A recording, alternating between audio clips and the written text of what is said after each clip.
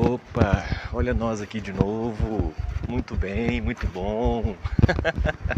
Episódio 65, que na verdade é o episódio 66. Penúltimo da temporada. Penúltimo, né? Isso. Vai ao ar o quê? Dia 18 de janeiro. Eu vou estar de férias dia 18 de janeiro, gente. Nó, mal posso esperar. Mal posso esperar. Tô aqui cansadinho, atrasadinho, fazendo a minha caminhada, grato por estar podendo gravar podcast, por ter esse horário, esse tempo. Hoje tá um sol bonito em Belo Horizonte, amanheceu bem, né? Tem tido uns temporais aí, tudo. Hoje é dia 11, viu, gente? Hoje é dia 11 de novembro de 2025. Eu tô gravando aqui. Ai, um dia bom.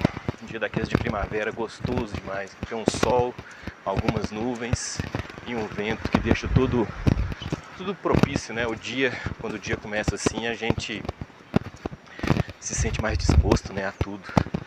Eu tenho passado uns cansaços aí, vou fazer umas avaliações de saúde no começo do ano que vem, no final desse ano, para poder ver como é que eu tô de fato, porque deve ter alguma coisa fora do lugar.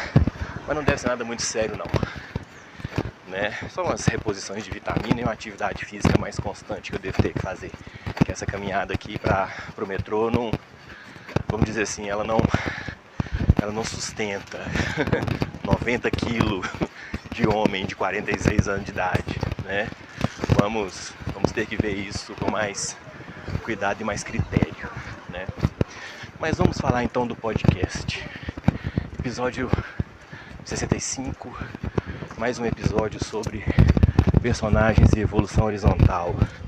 Então assim, o que a gente tem, que a gente já mapeou as classes de personagens. No episódio passado eu tenho certeza que eu coloquei várias pulgas atrás de várias orelhas, né? Com os personagens que têm origem diversa dos povos que seriam de origem, né? Dos Caetir, que são criados pelos Orim e tudo mais e tal. E eu queria... Opa, bom dia, amigo. Fui fazer teste na maquininha e tem que voltar pra vender não. Eu consegui R$1 pra ir embora. Você pode me ajudar com R$1, as coisas assim, tá? Ô moço, eu até tenho aqui. Deixa eu ver aqui, só um minuto. Fiz o teste lá agora e tô aqui, sem ó. R$1. Pega a sua passagem, vai pra casa. Deus abençoe. Amém. Senhor. Com Deus. Amém. Ótima sorte no teste. Vai sim. Olha meu curso. Não precisa me mostrar nada não, acredito em você. Valeu demais. Ótima sorte no trabalho. Nada. Aí, ó. A vida vai acontecendo e eu vou gravando. É isso aí, viu, gente? Então, o que eu pensei, é até curioso, que Venda Nova é tipo 30 km daqui de Contagem, né? E eu vou falar exatamente hoje de um tipo de povo que a gente não trata muito nos RPGs, nos cenários de fantasia, que são as pessoas que simplesmente não têm ali uma moradia fixa, não tem aquele lugar mesmo, que a natureza deles é peregrinar, a natureza deles é andar daqui para ali, de lá para cá e viver assim de maneira nômade, itinerante, né? São esses povos que são caminhantes, não são andarilhos, não são povos que têm por cultura se estabelecer em um determinado lugar. Eles perambulam, eles vagueiam, né?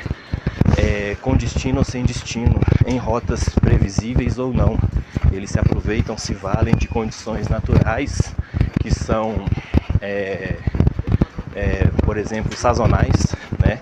Por exemplo, a migração de um tipo de rebanho, de um tipo de animal, e aproveita para se encontrar com esses animais nos pontos onde eles sempre passam, ou guiam-se pelas marés, pelas cheias, ou por outros eventos naturais que vão propiciar um momento maravilhoso no viver, e assim eles vão tocando o barquinho deles.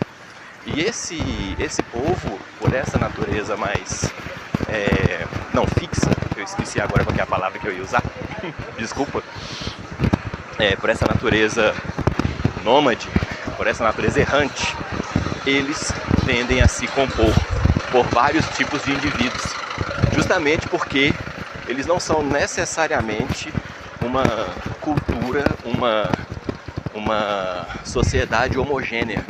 Eles não são uma porção da civilização que, vamos dizer assim, se estruturou a partir de uma base universalizável, né? Ah, os elfos são sempre os elfos, né? Elfo é tudo do mesmo jeito, tudo do mesmo jeitinho, não muda nada, né? É aquela galera ali. Você fala elfo, todo mundo já imagina o mesmo indivíduo, mais ou menos, né? Se você falar um bárbaro, todo mundo pensa mais ou menos o mesmo. Conan, pronto, falei. Penso Conan, né? Inclusive, bárbaro é um termo que eu não vou usar no meu mundo, tá? No meu jogo. Porque essa palavra, ela já tem uma carga muito grande.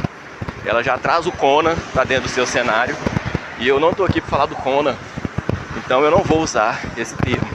Tem outros problemas aí com essa palavra, que é basicamente um xingamento, né? Ela não é nada elogiosa, mas eu não preciso nem lidar com esse aspecto aí, porque só o fato de ter essa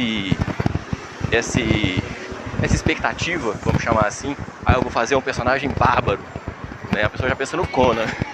Então não tem bárbaro em Oníria, tá? Tem outras coisas, não tem bárbaro. Algumas se parecem com o que comumente se chama de bárbaro, né? Mas não é a mesma coisa. Então, não é a palavra que eu vou usar. Mas toda vez que a gente pensa, ouve dizer de anão, elfo, halfling, não sei o que, bárbaro, a gente pensa basicamente o mesmo tipo de indivíduo. A gente não pensa realmente em pessoas, em sociedades assim tão variadas. Mesmo quando se fala dos humanos, mesmo quando se fala dos povos humanos, vamos dizer assim, mais variados, não se pensa assim em tantas variações. A gente pensa num conjunto que é dado como típico e o outro como sendo atípico. Então, por exemplo, o humano típico é o branco, né? É só pegar o Warcraft, é só pegar o Dota, é só pegar os jogos e filmes de fantasia, cenários fantásticos, que vocês vão ver que o típico é o branco, é o europeu, vamos chamar assim. E aí o exótico, que já é uma palavra difícil também de se usar, é o oriental.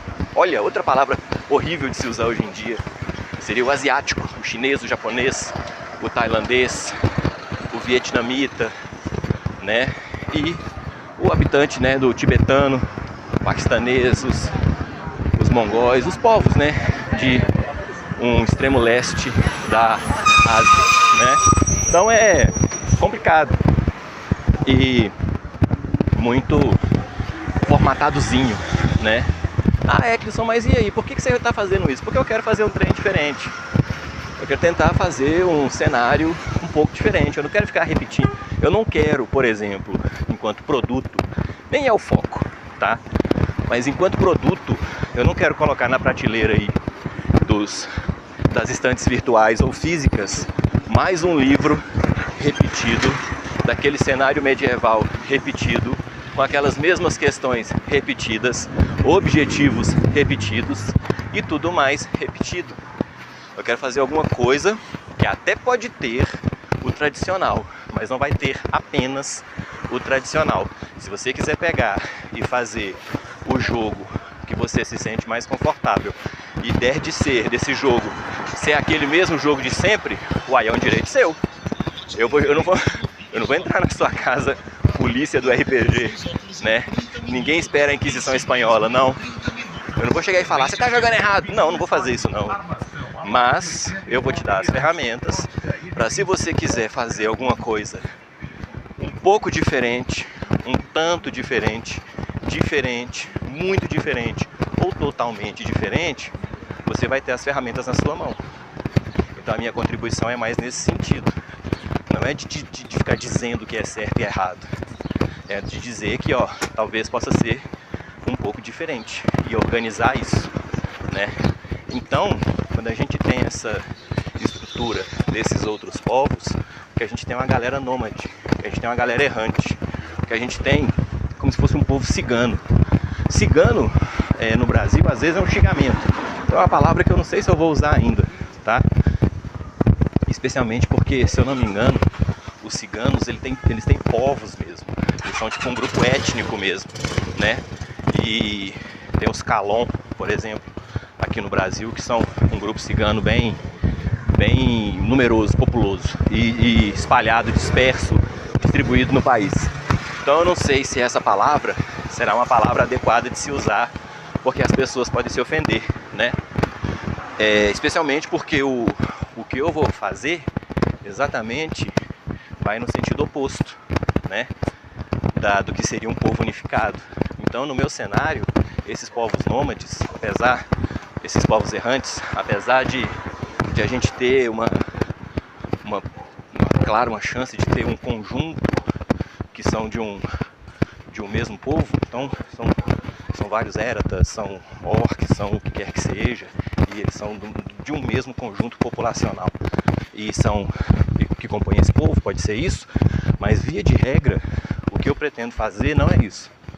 O que eu pretendo fazer é criar uma população errante, uma população migratória que é composta pela própria natureza da migração e do contato com múltiplos povos, é composta por indivíduos de vários povos diferentes. Então eles são meio que a interface entre todos os povos. Eles são o que permeia as relações entre um povo A e um povo B, né? E o que evita muitas vezes o que está ali para evitar um conflito de proporções muito maiores, né? Eles são como se fosse um corpo diplomático, não que essa seja a função deles, mas eles agem como uma espécie de corpo diplomático e de comunicação entre os mais variados povos, né? Simplesmente pela natureza de eles não estarem sempre no mesmo lugar, mas estarem migrando e estarem sempre em contato com outras pessoas, outros indivíduos. Então eles sempre têm notícias de um lugar para outro para poder transmitir, né, comunicar, carregar e etc e tal. E esse povo, por essa natureza, né, errante e não fixa, né, tem a condição de, por exemplo, entrar em contato com esses atritos e resolver esses atritos. Então esse pessoal é o pessoal de onde emerge a maior quantidade de aventureiros, porque eles estão sempre indo de um lugar para outro. O mundo é rico, então não é por uma questão de necessidade que eles migram, né, vagueiam de um lugar a outro, mas sim por uma questão de hábito, uma questão de tradição, uma questão de felicidade no caminhar, na viagem, na jornada, né? E satisfação mesmo em realizar um modo de vida que não se enraiza em nada. Esses povos, eles têm sim suas bases fixas, os lugares de onde eles sempre vêm e para onde eles sempre vão, mas por lá eles nunca permanecem. Então existem essas cidades, né, esses lugares construídos, geralmente a meia distância de cidades mais tradicionais, vamos chamar assim, e geralmente com moradias improvisadas ou temporárias, mas eles se estabelecem numa realidade mais dinâmica. Então, se eles têm que repovoar, se eles passam uma situação em que muitas pessoas morrem e eles precisam sepultar essas pessoas, aí eles criam aquele campo santo, né? E aí fica aquele cemitério e tudo. Aquele lugar, por ter essas pessoas sepultadas, provavelmente se tornará um lugar a ser revisitado, porque as pessoas revisitam seus entes queridos, né? Elas voltam para eles. Então, provavelmente em volta daquele campo santo, de um campo de batalha, de um campo santo, de um lugar onde se testemunhou um evento mágico, místico, fantástico, que reorientou a vida de muita gente, nesses lugares o que você tem é um campo de peregrinação. Então é um campo de acolhida, de partida e de chegada, mas pelo qual as pessoas estão sempre passando. Então esse pessoal vive de maneira não fixa, eles estão sempre em movimento, porém eles não são obrigados, é uma escolha, é uma decisão consciente de que o modo de vida é mais fluido, de que um modo de vida mais movimentado torna a existência mais plena. Então eles não devem nada a ninguém com relação à civilidade, vamos chamar assim. Eles são letrados, eles são conhecedores, eles são estudiosos, tanto quanto qualquer outro povo de uma cidade medieval, pseudo-medieval fantástica, né, haverá de ser. Então eles terão seus livros, eles terão seus mosteiros, eles terão suas culturas, né, sua fé, sua academia, seu misticismo, seus, seus sortilégios, né, seus, suas superstições, né, eles terão tudo feito, todo mundo tem, em média.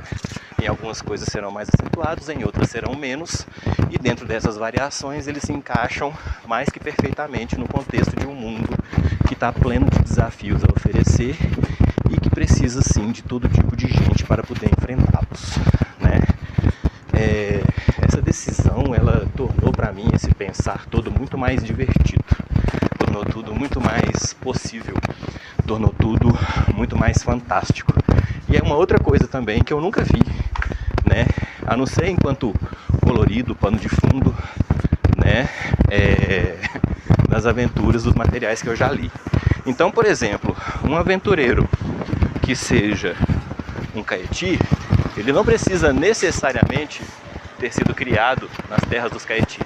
Ele pode ser um indivíduo que fez parte de uma população nômade que perambulou, viajou por várias terras, vamos dizer assim, com maior contato entre os Caeti, por exemplo, ou não, né? E que, vamos dizer, no contato com outros povos, percebeu as diferenças, percebeu os contrastes, percebeu as semelhanças e em determinado momento decidiu que deveria se separar um pouco de seu povo de origem para poder se aproximar um pouco mais de um povo e de outro povo, a fim de entender melhor essas discrepâncias, a fim de compreender melhor essa existência que é mais estática, mais fixa, ao invés da existência mais fluida, mais dinâmica de um povo que peregrina. E nisso ele se torna um aventureiro. E nisso ele oferece os talentos dele como mercenário, por exemplo, até para ter um meio de vida, né? Isso faz com que o mundo seja prenhe de aventureiros. Tem muito aventureiro. Porque o aventureiro é basicamente o quê?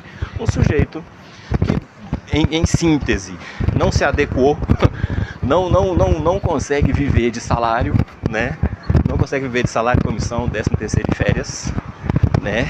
E, de certa forma, vai querer ser uma espécie de empreendedor no mundo, né? Vai se atirar à própria sorte, vai tentar se manter às próprias custas e obter fortuna, fama, glória e o que mais quer que seja, às próprias custas e correndo riscos demasiados, acho que a gente pode dizer, em troca de recompensas que também equiparem esse risco. E tem muita gente assim no mundo. Mas Eccleston, se você diz, Eccleston, que o mundo é superabundante, como é que ele pode ser um lugar onde as pessoas têm de correr atrás das coisas? Muito simples. No mundo superabundante, também é superabundante a quantidade de pessoas que estão correndo atrás das coisas. Então, muito embora haja recursos e vias de obtê-los para todos, os melhores recursos vão sempre acabar ficando com aqueles que se deram melhor em sua busca. Os melhores recursos, os melhores lugares, as melhores condições, né, a melhor vida. Então a batalha, ela não é pela existência ou pela sobrevivência. A batalha é pela obtenção pelo teste das próprias habilidades, das próprias capacidades, para as vias da melhor obtenção da melhor existência, que é o que todo mundo quer. Ninguém quer exatamente apenas sobreviver. O que nós queremos é estar na melhor condição possível. É isso que a gente faz. É por isso que esse colega que me parou aqui no caminho, veio lá de Venda Nova para cá procurar um emprego. Não é que não tem emprego em Venda Nova, tem, ué. É 30 quilômetros daqui mais ou menos, sem exagero. Mas ele veio aqui por quê? Porque ele quer procurar o melhor emprego, a melhor condição. Então ele teria como obter a melhor condição. Ele teria como se estabelecer aqui. E aí, como ele não quer simplesmente sobreviver, ele veio até aqui, 30 quilômetros, para poder encontrar a melhor condição possível para preencher a sua existência. E depois que ele obter essa condição, e isso é bem humano, tá? Daqui um pouco ele vai estar procurando o melhor ainda, porque a gente está sempre procurando o melhor viver. A gente não está aqui para poder se acomodar, baixar a cabeça e dizer que tá bom e pronto, final. Eu me lembrei aqui agora das palavras de Leonel Brizola, né? Não cheguei aos 70 e tantos anos para me tornar um acomodado. É um direito de resposta do Leonel Brizola contra uma emissora de TV, que eu não vou citar aqui agora. Se vocês procurarem no YouTube, vocês vão encontrar. Falar em YouTube, por gentileza, quem tiver aí pelo YouTube, deixa o like, tá? Assina o canal, me ajuda demais. E vamos que vamos em frente. Então a gente marca a aventura. Opa, violino.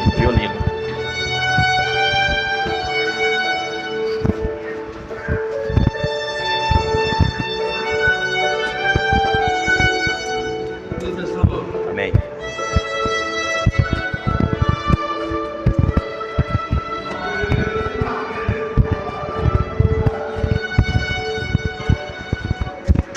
Massa o violino, não é? Massa demais. Então, a gente tem um mundo de aventuras no qual você não está ali encurralado. Você não está propriamente dependendo de ganhar de manhã o seu almoço do dia, né? O que você está procurando um meio de vida que vai ser mais satisfatório para você mesmo. Todo mundo tem seu sonho, todo mundo tem seu ideário. Aqueles que estão satisfeitos permanecem satisfeitos. Aqueles que estão em paz permanecem em paz. São os inquietos, são os agitados, são os sonâmbulos, né? Os insones que promovem as realizações, as aventuras. É feita toda mudança social, é um bando de inquieto, é um bando de gente inconformada com o que tem, que está arrumando jeito de conquistar mais, que vai procurar esse mais de uma maneira talvez não tão segura, de uma maneira um tanto quanto mais arriscada, por vias nem sempre legítimas, por vias nem sempre honestas, que vão realmente sair por aí querendo melhorar, querendo estabelecer o melhor patamar de existência, o melhor patamar de realização, o melhor patamar de convivência e diálogo social, intrasocial, econômico, político, militar ou o que quer que seja. Então é nisso que se assenta a razão de ser desse mundo de aventuras, numa proposta contínua de aprimoramento próprio dos personagens perante o mundo. E os personagens se propõem a embarcar no desafio e o mundo de jogo propõe um desafio no qual se possa embarcar. E o primeiro,